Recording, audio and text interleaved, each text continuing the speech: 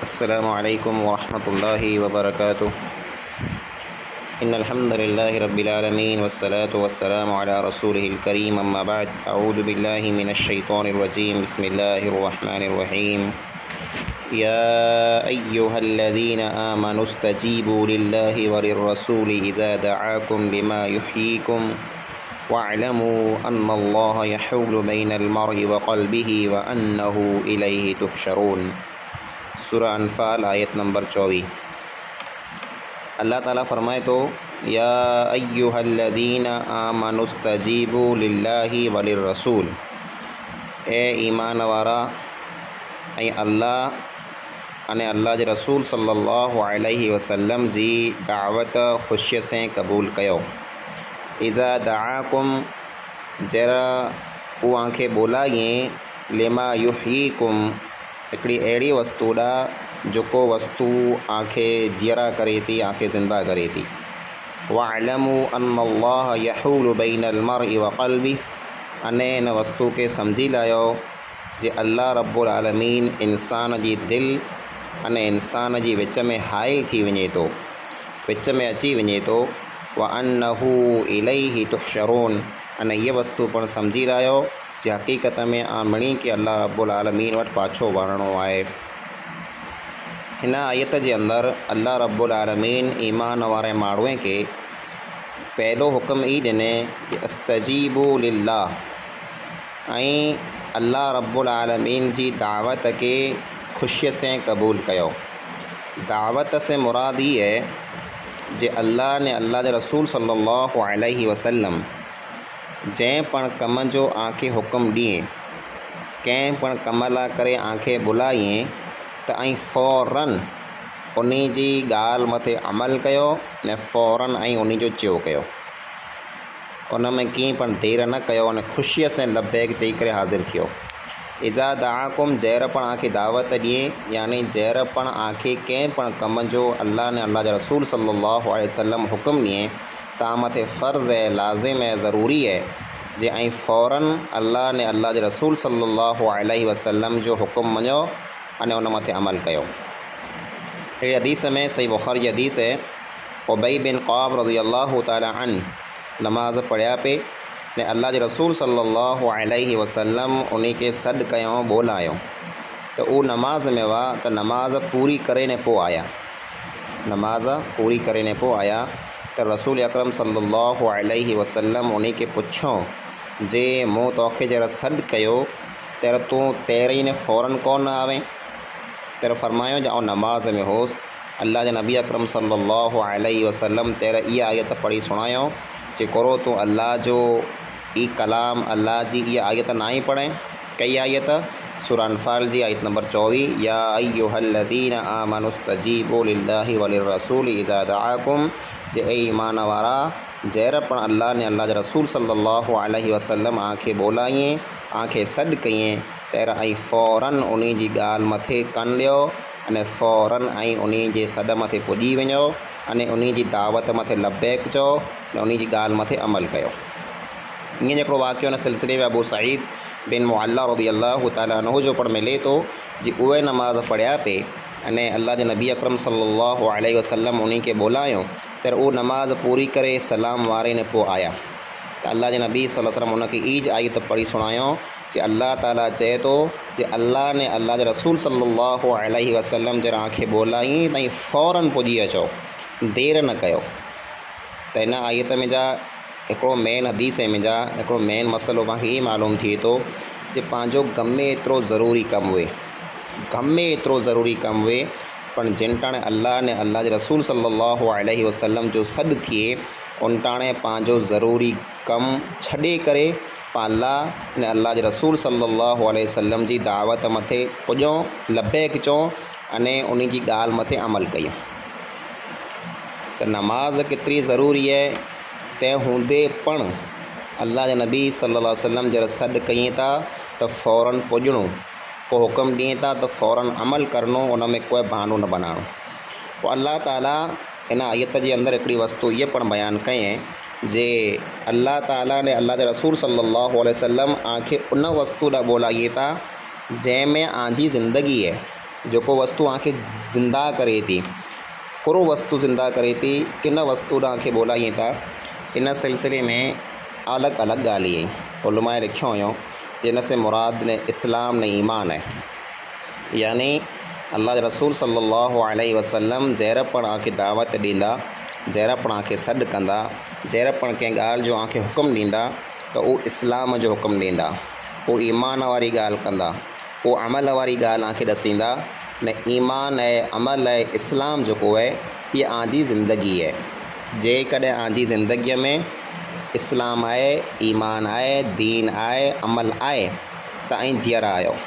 ऐं जेकॾहिं तव्हांजी ज़िंदगीअ में ईमान न आहे, इस्लाम न आहे, अमल न आहे त सम्झी लाहियो ऐं मुअल आहियो। त इहे जेको ईमान आहे, इस्लाम जेको आहे, इहा तव्हांजी ज़िंदगी आहे। अने तव्हांजी ज़िंदगीअ लाज करे अल्लाह जा रसूल सल्लल्लाहु अलैहि वसल्लम तव्हांखे सॾु कईं था, तव्हांखे जीअरा करे लाइ करे अल्लाह ताला खे ॿोलाए थो कि जंहिंसां तव्हांजी दिलि जीअरी थी ऐं पिंड जीअरा थियो, उहो ईमान, उहो इस्लाम, उन ईमान लाइ, इस्लाम लाइ, अमल लाइ करे ऐं अचो। ने ॿियो मुराद आहे क़ुरान। क़ुरान जेको रहियो इन में पण इंसान जी ज़िंदगी रखियल आहे। मुअलो जेको दिली ऐं जंहिं दिली मथे किट चढ़ी वञे था, जंहिं दिली मथे ज़ंग लॻी वञे थो, उन दिली मथे क़ुरान असरु करे थो। क़ुरान जेको आहे उन दिलि खे साफ़ु करे थो, उन मुअल दिलि खे क़ुरान जीअरी करे थो।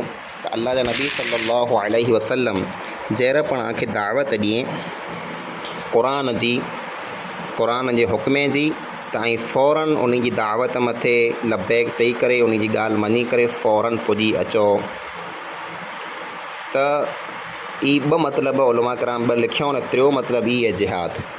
जे हिकिड़ो मुसलमान जहिड़ा अल्लाह जे रसूल सल्लल्लाहु अलैहि वसल्लम मुसलमान जी जमात खे ॿोलाईं, मुसलमान मड़े इस्लाम खे बचाए लाइ करे, मुसलमान खे बचाए लाइ करे मड़े निकिरें, अल्लाह जे रस्ते में लड़े लाइ करे जंग थिए काफ़िर ऐं मुशरिक से, तेरा ई को बहाना न बनायो, तेरा ई मोड़ो न कयो ऐं फ़ौरन निकिरो।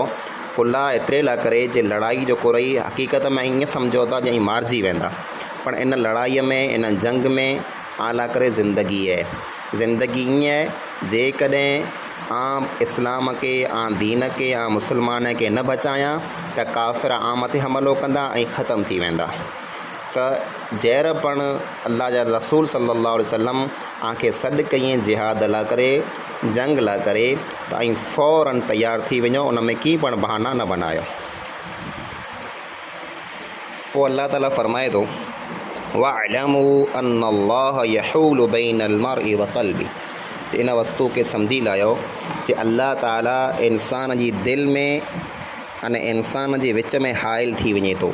इंसान जी दिलि जेको आहे इन में इंसान जे विच में अल्लाह ताला अची वञे थो। इन जो मतिलबु कहिड़ो आहे?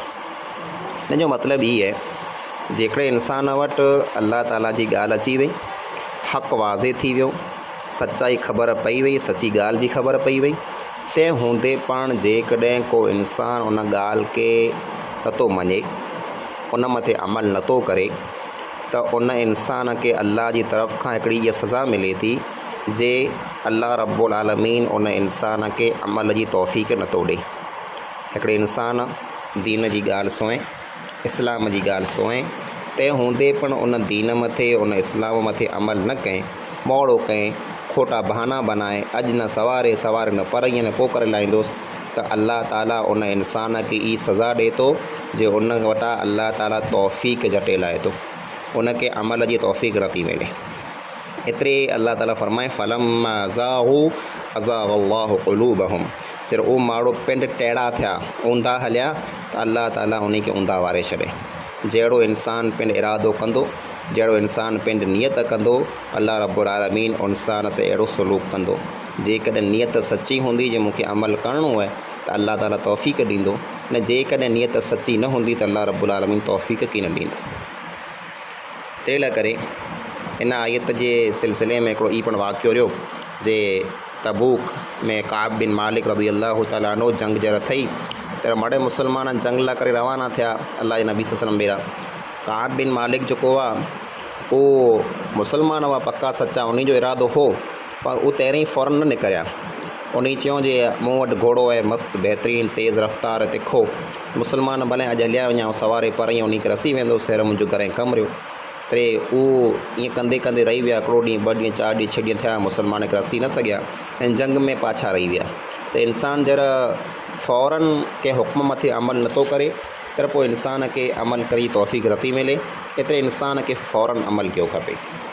हिन दिलि जेको आहे हीअ त अल्लाह रब्बुल आलमीन किनटाणे इंसान जी बदिलाए विझे।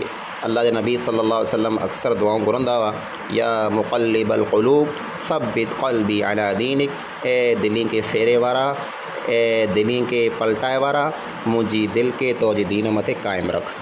त इहा दिलि जेको आहे किनटाणे इंसान जी बिगड़ी वञे, इंसान इरादो अॼु करे जे सवारे ई कमु कंदुसि, अने सवारे थी सघे उहो इंसान जेको आहे उन कम जे लाइक़ु न हुए, या उहो इंसान उन कम मां हथु कढी लाइ। एतिरे ज़हर पण को इस्लाम जो हुकुम अचे त फ़ौरन उन इंसान खे उन मथे अमल कयो खपे।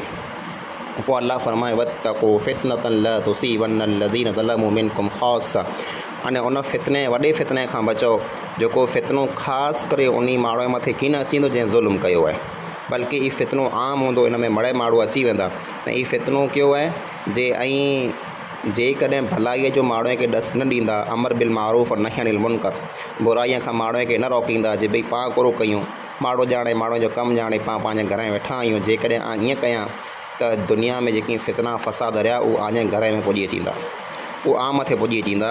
एतिरे लाइ करे ऐं जेको आहे से माण्हू खे भलाई जो ॾसु ॾियो, बुराईअ खां रोकियो, नेकीअ जो ॾसु ॾियो, गुनाह खां रोकियो। ऐं जेकॾहिं न कयां त ई फितनो जेको ॿिए माण्हू में रहियो, बुराइयूं जेको ॿिए माण्हू में रहियूं, उहे सवारे मथे पण अची वञूं। वअलमू अन्नल्लाह शदीदुल इक़ाब, अने सम्झी लाहियो हिन वस्तु खे अल्लाह रब्बुल आलमीन सख़्तु सज़ा ॾियण वारो आहे। जेकॾहिं अमल करणु छॾि ॾिना, नेकीअ जो ॾसु न ॾिना, बुराईअ खां न रोकियां, त अल्लाह जी तरफ़ खां इहा सज़ा मिलंदी जे ऐं पोइ कॾहिं नेकी करे की न सघंदा। पोइ जी दिलि जेको आहे उहा नेक अमल मां त हटी वेंदी, अने गुनाह में लथपथ थी वेंदा, ने इन ई हालत में दुनिया में हलिया वेंदा, या को अल्लाह जो अज़ाब मथे अची वेंदो। अल्लाह रब्बुल आलमीन खां दुआ आहे अल्लाह ताला पंहिंजे क़ुरान जी आयत मथे अमल करे तौफ़ीक़ अता फ़रमाए। आमीन सुम्मा आमीन। अस्सलामु अलैकुम वरहमतुल्लाहि वबरकातुहू।